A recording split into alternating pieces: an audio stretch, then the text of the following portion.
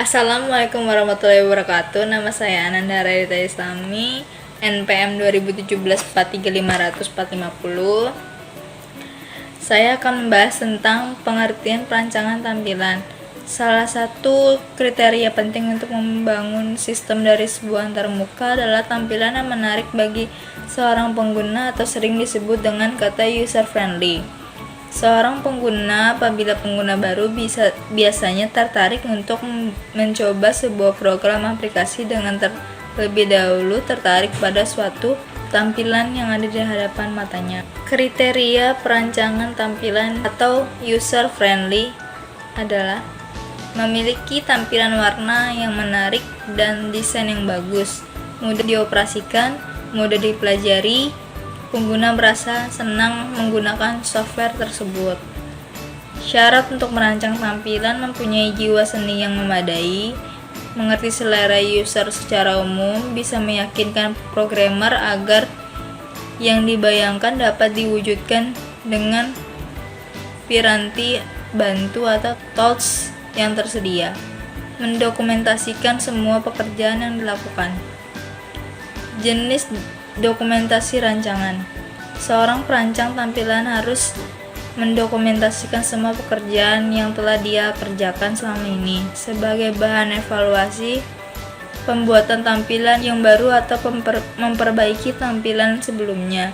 Dengan dokumentasi yang baik, seorang perancang tampilan dapat mengubah rancangannya apabila menurut ia terdapat rancangan yang tidak mudah diimplementasikan atau rancangan tersebut mengalami perubahan disesuaikan dengan usulan dari pengguna atau karena alasan lain.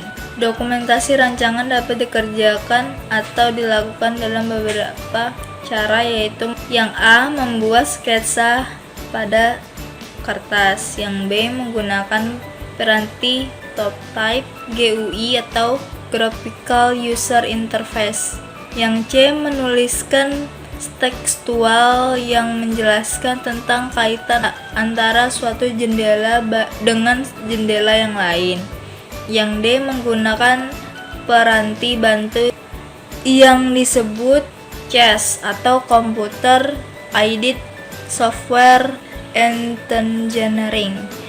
Catatannya, C dan D mahal, sehingga banyak diterapkan pada pembuatan antarmuka grafik untuk suatu jenis pekerjaan yang besar pula. Assalamualaikum warahmatullahi wabarakatuh. Nama saya Ahmad Buhuri, NPM 2017 43500 Saya di sini akan melanjutkan pembahasan dari teman saya tentang kategori program aplikasi dan pendekatan yang dilakukan. Program aplikasi pada dasarnya mempunyai dua kategori. Yang pertama, special purpose software, yaitu software dengan tujuan khusus dan untuk pengguna khusus juga, seperti inventory gudang, pengolahan data akademik, reservasi hotel, dan lain sebagainya.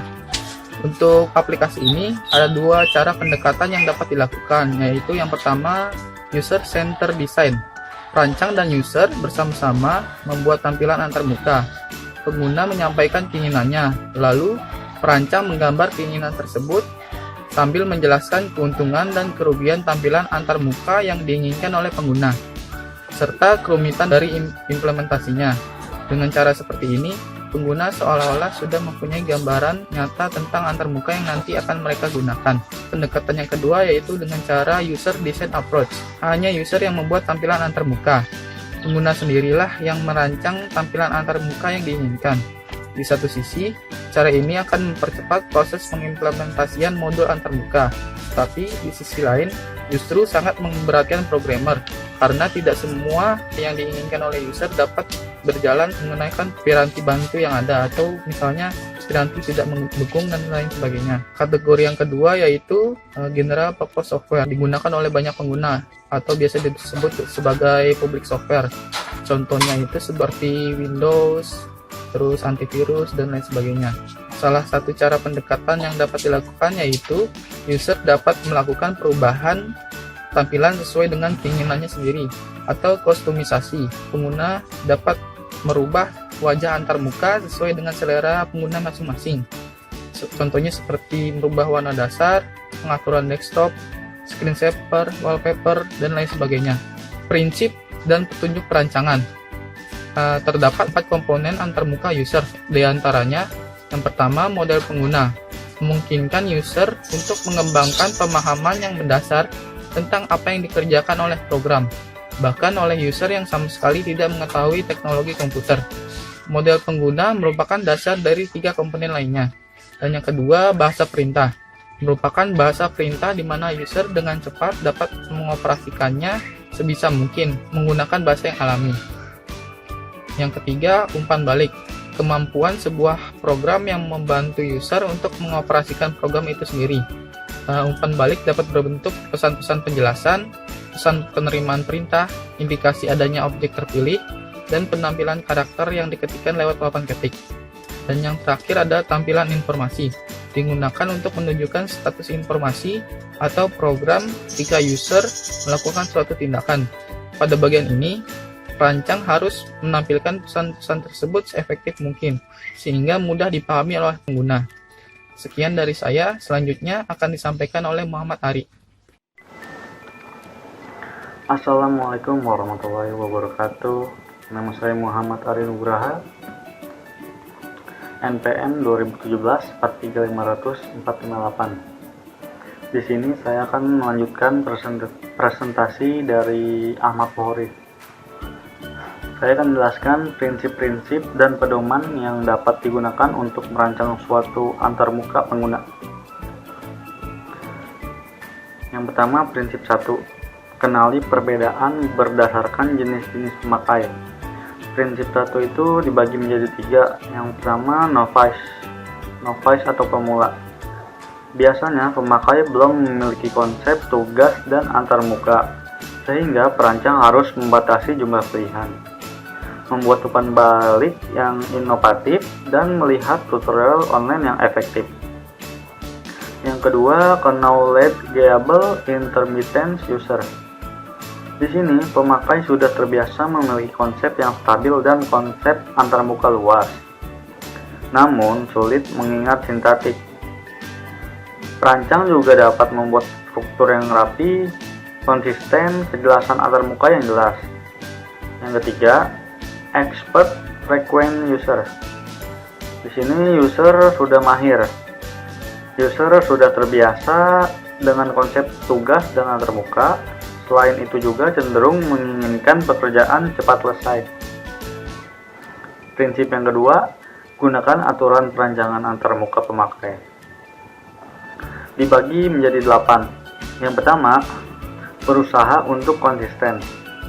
Usahakan agar user secara dapat mengetahui apa yang segera dilakukan. Yang kedua, menyediakan usability universal. Yang ketiga, memberikan umpan balik yang inovatif. Untuk setiap pekerjaan yang dilakukan pengguna, harus selalu ada semacam feedback, yaitu maupun baik ataupun buruk. Yang keempat, merancang dialog yang memberikan penutupan. Saat terdapat pekerjaan yang membutuhkan beberapa langkah, pastikan untuk memisahkannya menjadi awal, ada pertengahannya, dan akhir yang logis.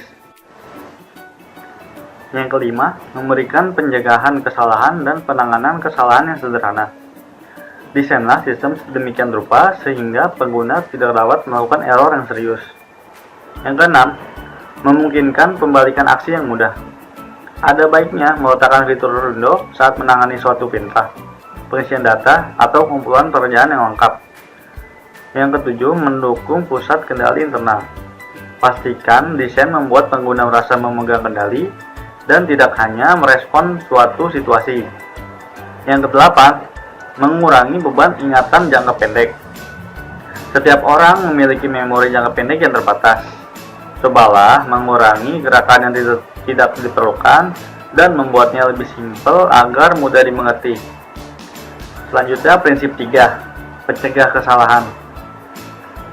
Yang pertama, membentukkan perintah. Harus mengenali kekurangan perintah dan melengkapinya. Yang kedua, melengkapi urutan aksi. Memungkinkan menggabungkan aksi-aksi menjadi satu aksi, dan serta melakukan aksi-aksi yang tergantung aksi lain secara otomatis. Yang ketiga, Membetulkan pasangan yang bersesuaian. Di sini menempatkan tanda pembuka dan penutup dalam suatu aksi dan mengingatkan pemakai bahwa tanda penutup belum dipasang. Nah, berikut ini contoh-contoh pedoman yang dapat diterapkan.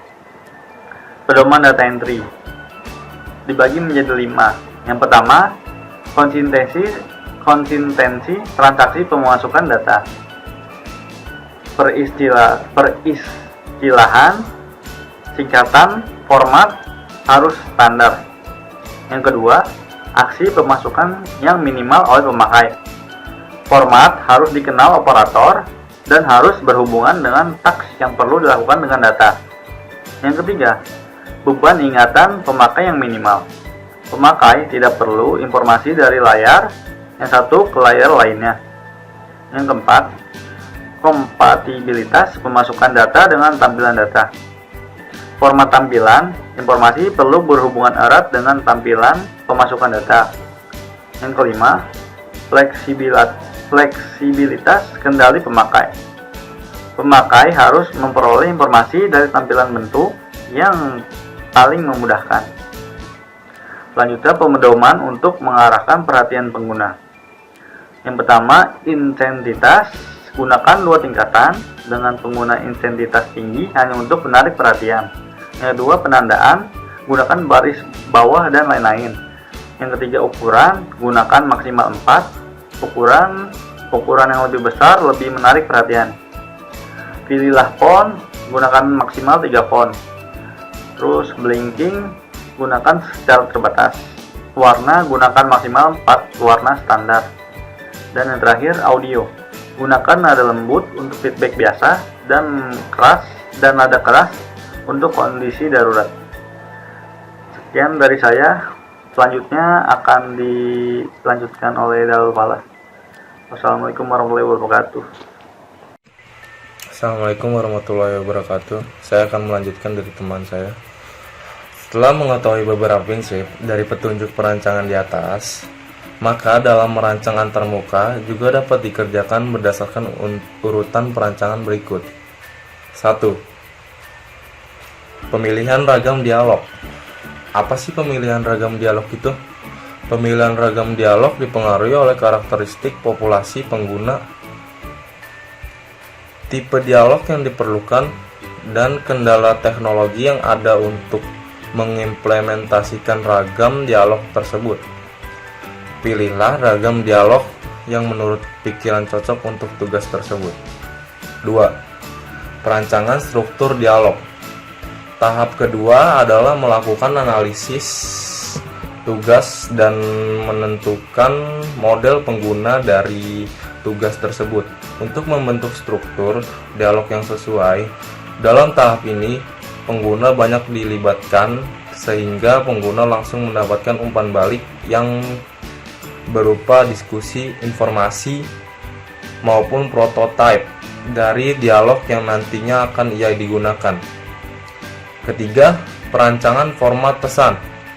Pada tahap ini, tata letak, tampilan, dan keterangan tekstual secara terinci harus mendapatkan perhatian lebih.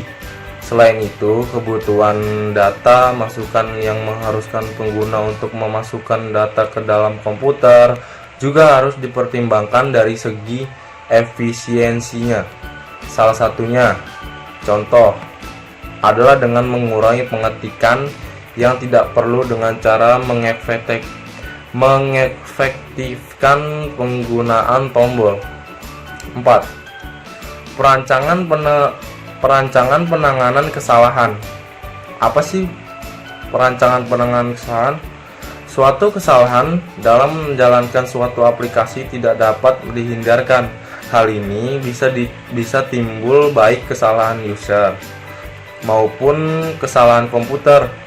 Bentuk-bentuk penanganan kesalahan dapat dilakukan diantaranya adalah validasi pemasukan data. Misalnya, jika pengguna harus memasukkan bilangan positif sementara ia memasukkan data negatif atau 0, maka harus ada mekanisme untuk mengulang memasukkan data tersebut. Kedua, proteksi pengguna. Program memberi peringatan ketika pengguna melakukan suatu tindakan secara tidak sengaja, misalnya penghapusan berkas. Pemulihan dari kesalahan, tersedia mekanisme untuk membatalkan tindakan yang baru saja dilakukan. Penampilan pesan salah yang tepat dan sesuai dengan kesalahan yang terjadi pada waktu itu. Kelima, perancangan struktur data. Dalam hal ini menentukan struktur data yang dapat digunakan untuk menyajikan dan mendukung fungsionalitas komponen-komponen antarmuka yang diperlukan. Jadi itu saja yang saya sampaikan. Makasih.